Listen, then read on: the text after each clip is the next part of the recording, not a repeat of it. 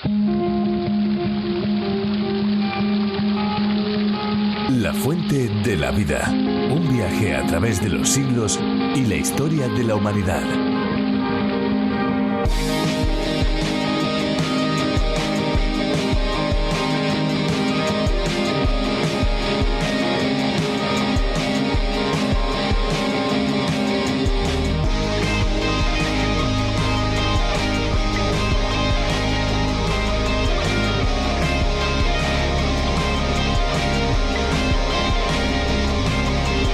El agua es el principal e imprescindible componente del cuerpo humano. Este tiene un 75% de agua al nacer y cerca del 60% en la edad adulta.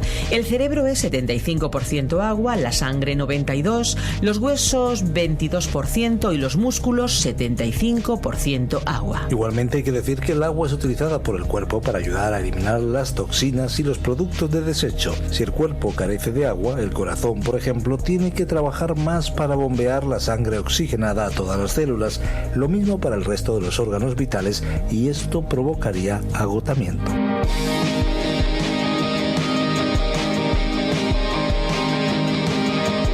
Bienvenidos amigos, esto es La Fuente de la Vida y les habla Esperanza Suárez. Sí, esto es La Fuente de la Vida, un programa en el que descubrimos la palabra de Dios, la Biblia. Este es un apasionante viaje por los 66 libros que la componen. Estamos muy contentos, todo el equipo que hacemos posible este espacio, de estar aquí con cada uno de ustedes en este tiempo de conocimiento, de aprendizaje, en este tiempo de búsqueda, en este tiempo de relación. Y es que este es un recorrido que podríamos decir se asemeja a una escuela bíblica. Una escuela donde a través de la radio aprendemos juntos. Además tenemos una página web, lafuentedelavida.com. Allí pueden ustedes encontrar todos los estudios, todas las reflexiones y toda la información sobre la historia del programa. También pueden descargarse nuestras aplicaciones a través de la Biblia y RTM 360. Y para aquellos que utilizan las redes sociales, les invitamos a seguirnos en Facebook. Es muy sencillo. Ustedes buscan en la red social el nombre La Fuente de la Vida y solamente tienen que dar a me gusta o like. Así sabremos cuántos amigos cada día están en contacto con nosotros.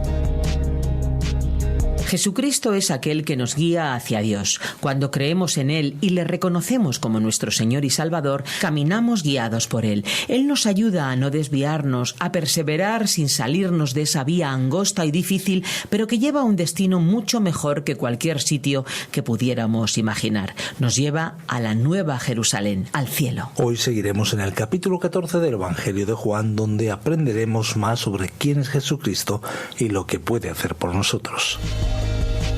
La Fuente de la Vida. Hoy estudiaremos el Evangelio de Juan, capítulo 14, versículos 5 al 15. En nuestro programa anterior dejamos a Jesús animando a sus discípulos, pues la sombra de la cruz se había proyectado sobre ellos y estaban embargados de tristeza.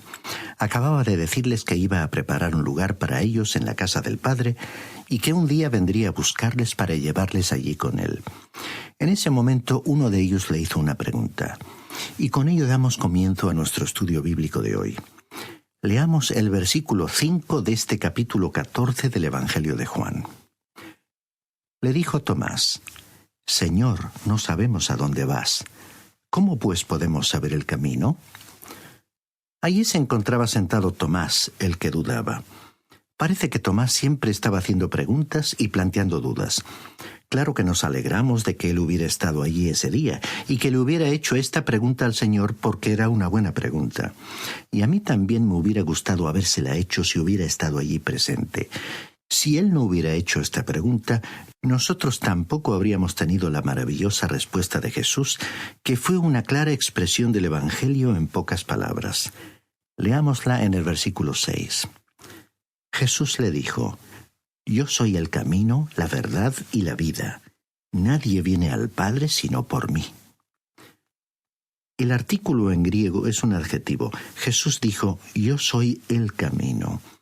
Él no es simplemente una persona que muestra el camino, sino que Él personalmente es el camino. Ninguna iglesia ni ceremonia puede llevarnos a Dios. Solo Cristo puede hacerlo. Él es el camino. O bien tiene usted a Cristo o no le tiene. O confía usted en Él o no confía. Él es el camino, y también dijo que Él es la verdad.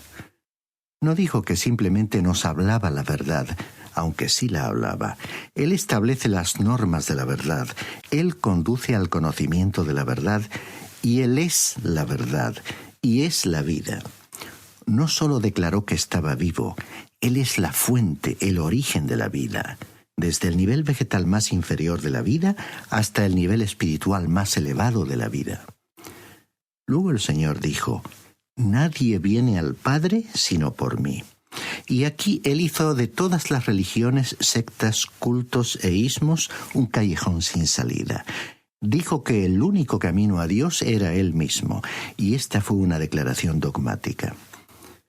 En cierta ocasión, un estudiante universitario que estaba conversando con un pastor evangélico dijo que no le gustaba la Biblia porque estaba llena de dogmatismo. Y eso es cierto.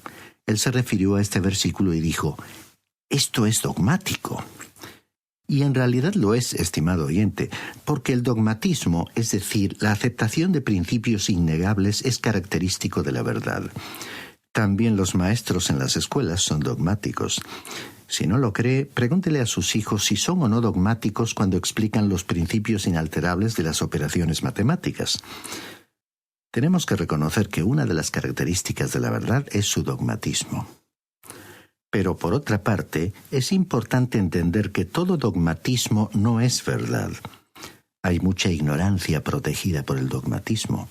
Sin embargo, aquello que es verdad es dogmático. Cuando yo le pido a alguien que me indique cómo llegar a algún lugar, no quiero que las indicaciones me las dé una persona que no esté segura de cómo llegar allí.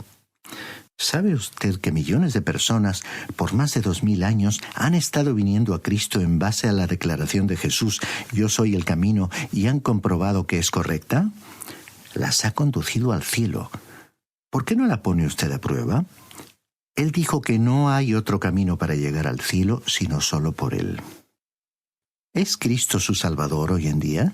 ¿Confía usted en Él como su Salvador personal? Solo Él le puede salvar. Todo lo que Él le pide que haga es que venga a Él. Si usted confía en Él, se salva. Pero si no confía en Él, no se salva. Es así de simple y de claro, y es así de dogmático también. Lo que ocurre es que cuando el hombre pecó en el huerto del Edén, le sucedieron 3 cosas. Primera, quedó muerto espiritualmente ante Dios. Segunda, perdió su comunión con Dios. Y tercera, perdió su conocimiento de Dios. Ahora Cristo dice que Él es el camino. Necesitamos la reconciliación y eso es lo que Cristo ha hecho. Muchas personas creen que tienen que hacer algo, realizar algún esfuerzo para poder ser reconciliados con Dios. Estimado oyente, Jesucristo ya lo ha hecho todo. Él es el camino y Él es la verdad. Necesitamos el conocimiento y la iluminación, y el Espíritu Santo es el único que puede hacer eso. Lo hace tomando las cosas de Cristo y revelándolas.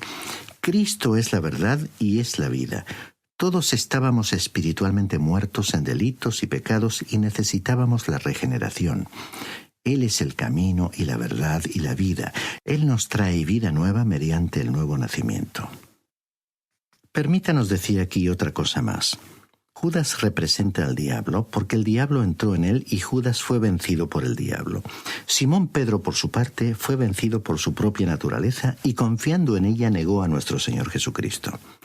Tomás había sido vencido por el mundo. Las consideraciones espirituales eran oscuras y no reales para Tomás.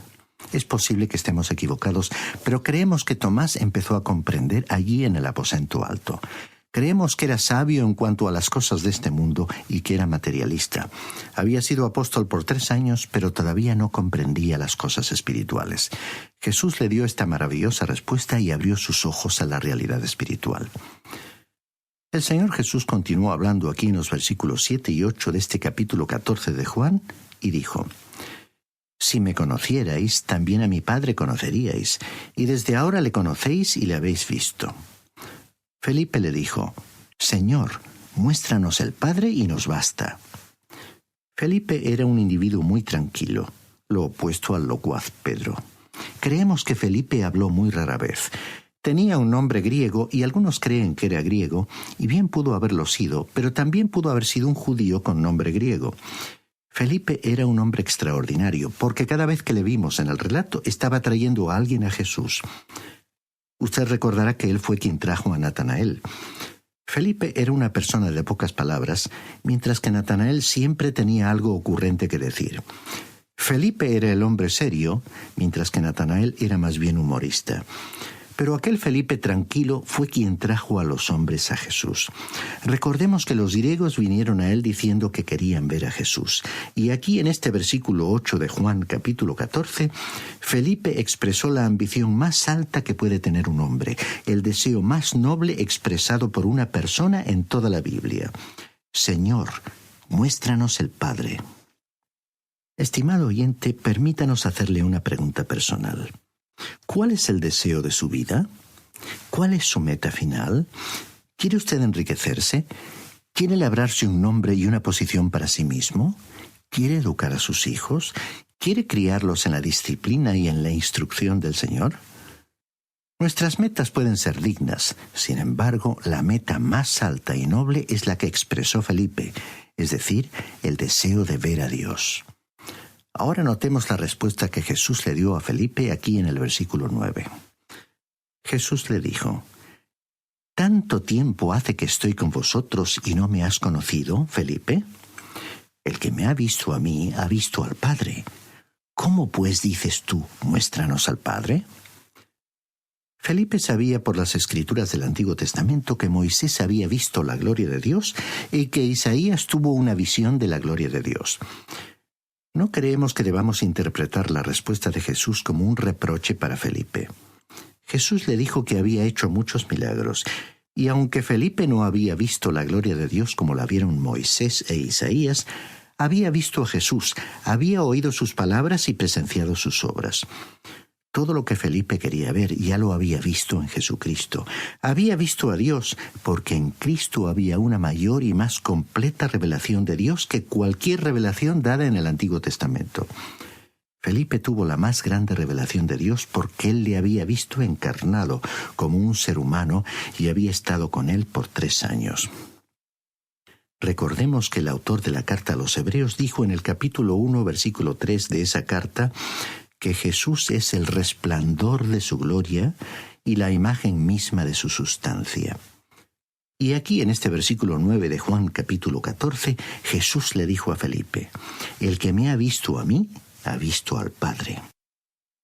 Estas palabras no quieren decir que uno está viendo la persona idéntica, sino que significan que uno ve al Padre en su poder, en su carácter y en su amor.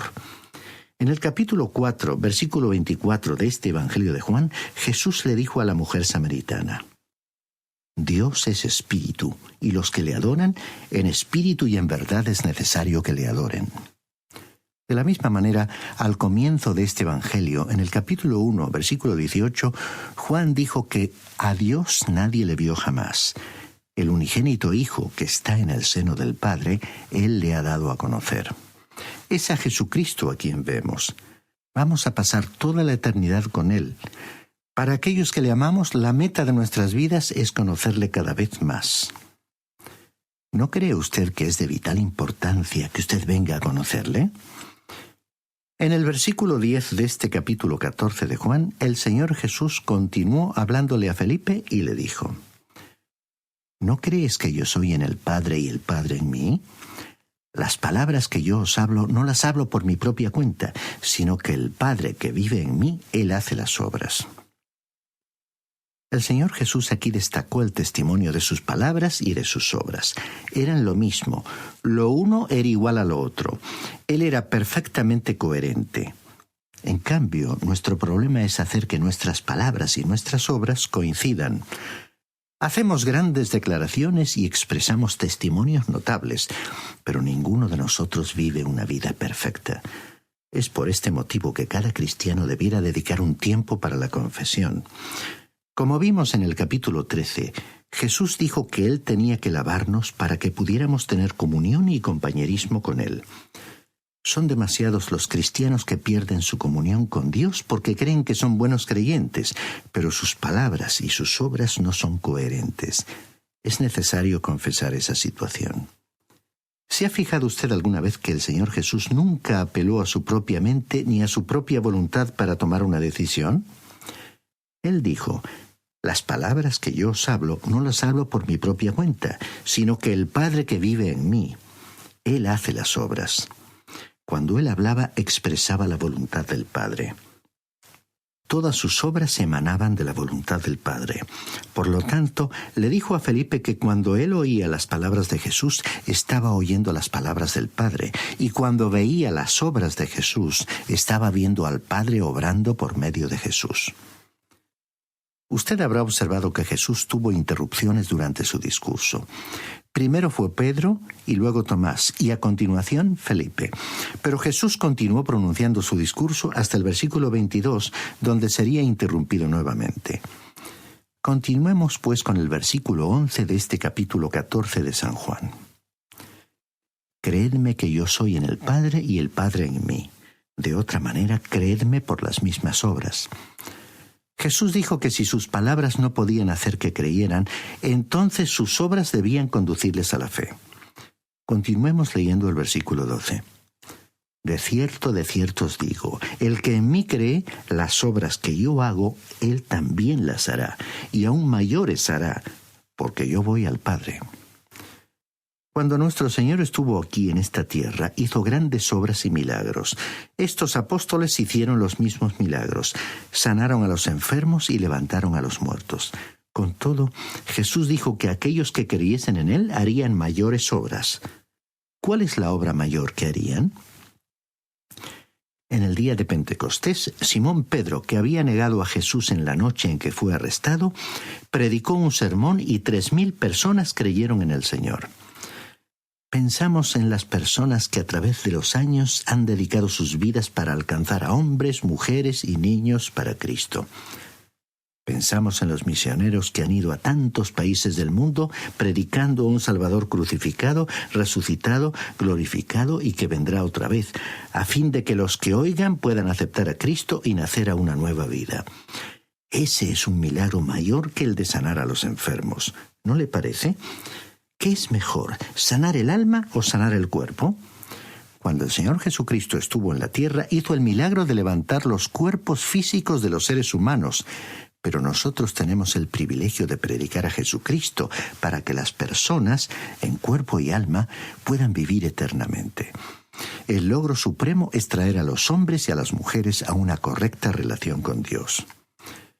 ¿Cómo se harían estas obras mayores?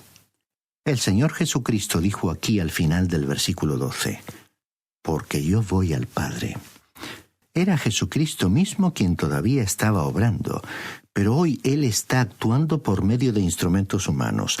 Obra a través de la naturaleza humana, frágil como el barro, pero así es como Él obra hoy en día. Estimado oyente, eso es mayor. Si Jesucristo estuviera aquí hablando a las personas, tal evento sería una gran obra. Pero cuando Jesucristo nos toma a usted y a mí y obra por medio de nosotros para alcanzar a otras personas, esa es una obra mayor. ¿Se ha fijado usted con cuánta frecuencia Jesús habló de su Padre? Encontramos 20 referencias al Padre en este pasaje y es siempre el Señor Jesús quien le menciona. Leamos ahora los versículos 13 y 14 de Juan, capítulo 14. Todo lo que pidáis al Padre en mi nombre, lo haré, para que el Padre sea glorificado en el Hijo. Si algo pedís en mi nombre, yo lo haré.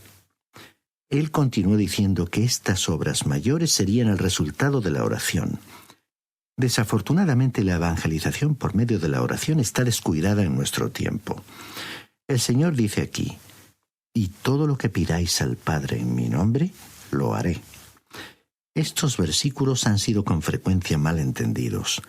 Muchas personas se han aferrado a estos versículos tomándolos en su significado literal.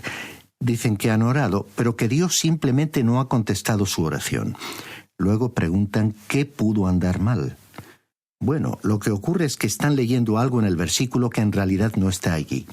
Necesitan continuar leyendo. Todo esto forma parte de un solo conjunto. Leamos el versículo 15. Si me amáis, guardad mis mandamientos. Consideremos lo que estos 3 versículos dicen. ¿Qué significa pedir en el nombre de Cristo? Orar con el respaldo de su persona significa colocarse en su lugar. Significa estar completamente identificados con Él y unidos a Cristo. Significa que usted y yo imploramos los méritos de su bendito Hijo cuando nos hallamos ante Dios. No tenemos ningún mérito ni ninguna posición propia ante Dios. Él no oye mi oración porque yo soy quien soy. Él no oye su oración porque usted es quien es. Él oye nuestras oraciones cuando se elevan en el nombre de Cristo. Esta no es simplemente una frase que pegamos como una etiqueta al final de la oración, terminando con las palabras «en el nombre de Jesús». Orar en su nombre es presentar la oración en los méritos de Jesús y para su gloria. «Lo haré», dijo Jesús en el versículo 13, «para que el Padre sea glorificado en el Hijo». Una oración que permita que la gloria de Dios se manifieste en el Hijo es una oración que con toda seguridad Él contestará. Así, cuando oramos en el nombre de Jesús y para la gloria de Dios, no estamos orando de forma egoísta para nosotros mismos. Estamos orando para Él. Estamos orando para que la gloria del Padre sea manifestada en el Hijo. La eficacia de nuestra oración también depende de nuestra obediencia a Cristo. Esta promesa fue dada a aquellos que le aman y la evidencia de su amor es la obediencia a sus mandamientos. El amor será demostrado por la obediencia a Cristo. Un cristiano indisciplinado no puede decir que ama al Señor Jesús. Y terminamos hoy examinándonos a nosotros mismos y reflexionando sobre las oraciones que habitualmente dirigimos a Dios con las siguientes preguntas que nos hacemos a nosotros mismos y que también le dirigimos a usted, estimado oyente. ¿Cómo le está yendo a usted con este tema de la oración? ¿Ama usted al Señor Jesús? ¿Está usted obedeciendo sus mandamientos porque le ama? Y cuando usted le pide algo a Dios, ¿lo hace colocando la gloria de Dios y su voluntad como máxima prioridad? Si la respuesta es afirmativa, entonces puede usted acercarse con confianza a la presencia de Dios. Y ya puede darle las gracias, porque la respuesta divina será lo mejor que Dios tiene para usted.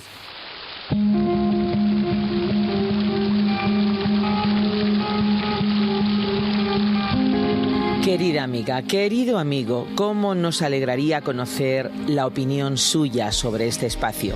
Nos gustaría saber desde dónde nos han contactado. Nos gustaría saber qué les ha parecido el programa. Nos gustaría saber si volverán ustedes a ponerse en contacto con nosotros. Si volverán ustedes a escuchar la próxima Fuente de la Vida. Así que para ello lo mejor es que les demos nuestros números de teléfono. 91 422 0524, ese es el número fijo. Pero también tenemos un número de WhatsApp, que es la vía más inmediata, 601 20 32 65. En este último número pueden dejarnos sus mensajes de voz o bien sus mensajes de texto. Recuerden que si nos llaman desde fuera de España deben incluir el prefijo más 34. Si tienen dudas, si tienen preguntas, si tienen sugerencias, comentarios, lo que ustedes nos quieran contar, tenemos una dirección electrónica a la cual pueden ustedes dirigirse. Nuestro correo es el siguiente: info@radioencuentro.net. info@radioencuentro.net. Bueno, también decirles que estamos en las redes sociales, así que tanto en Facebook como en Twitter ustedes nos pueden encontrar. Solo es cuestión de buscarnos. El programa de hoy y los programas anteriores están disponibles para todos aquellos que lo quieran en nuestra web lafuentedelavida.com y también en la aplicación La Fuente de la Vida, que pueden encontrar con el nombre A Través de la Biblia. Y ahora ya nos vamos, estaremos aquí en el próximo espacio, pero lamentándolo mucho tenemos que ya cerrar nuestros micrófonos. Pero no se olviden que hay una fuente de agua viva que nunca se agota. Beba de ella. Muchas gracias por ver este vídeo. Suscríbete al canal si aún no lo has hecho y activa las notificaciones para no perderte las novedades de la Fuente de la Vida. ¡Te esperamos! Este ha sido un programa de Radio Transmundial producido por Radio Encuentro, Radio Cadena de Vida.